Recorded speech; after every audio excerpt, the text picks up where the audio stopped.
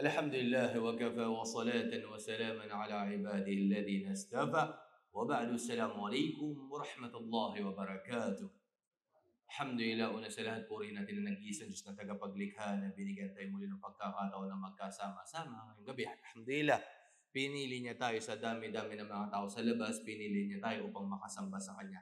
Isa ito sa napakadakilang biyaya na pinagkaloob sa atin ng dakilang tagapaglikha na siya ay masamba.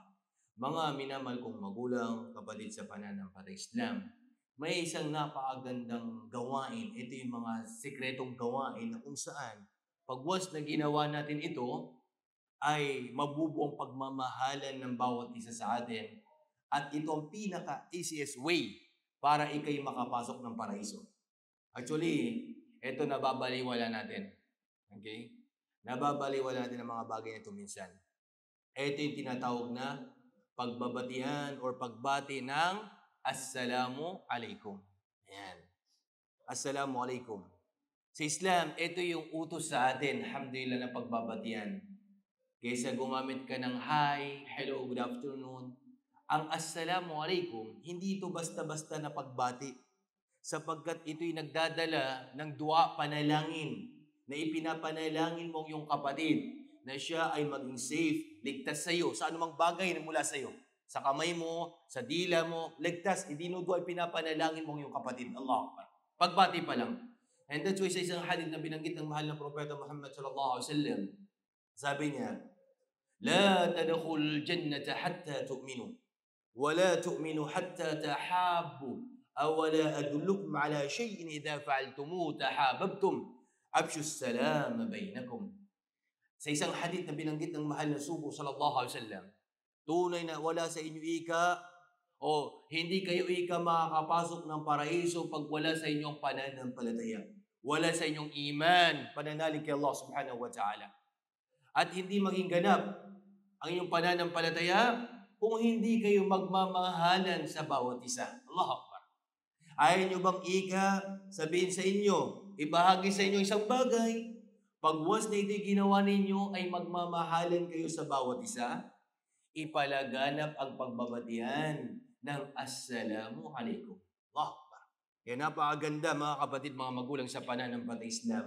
Practice natin sa bahay natin, kapatid natin, i-practice natin itong pagbabatian na ito. At nung tinanong ang mahal na sugo sallallahu alaihi wasallam, ayyul islami khair? Anong pinakamainam ika sa Islam? Anong pinakamaganda sa Islam? Sinabi ng mahal na sugo, an tut'imat ta'am wa takra'us salam ala man arafta wa man lam ta'rif.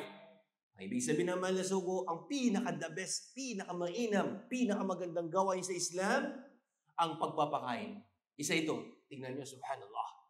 Kaya, tingnan nyo mga kapatid natin, alhamdulillah, especially may mga kakayahan, nagpapaunag-unahan sa mga gawain kabutihan, sapagkat alam nila, batid nila, ang kabutihan ng pagpapakain. Allah Akbar.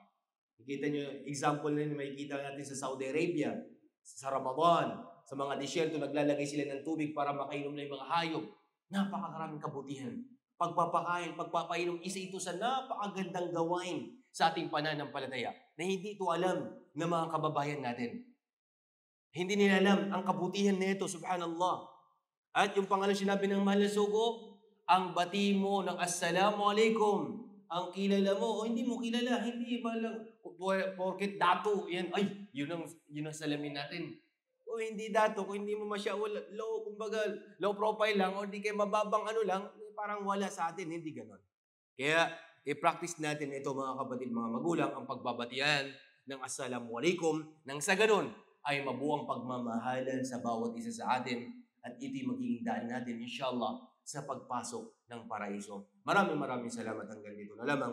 Subhanakallah bihamdika, asyhadu an la ilaha illa anta, nastaghfiruka wa atubu ilaik. Assalamu alaikum warahmatullahi wabarakatuh.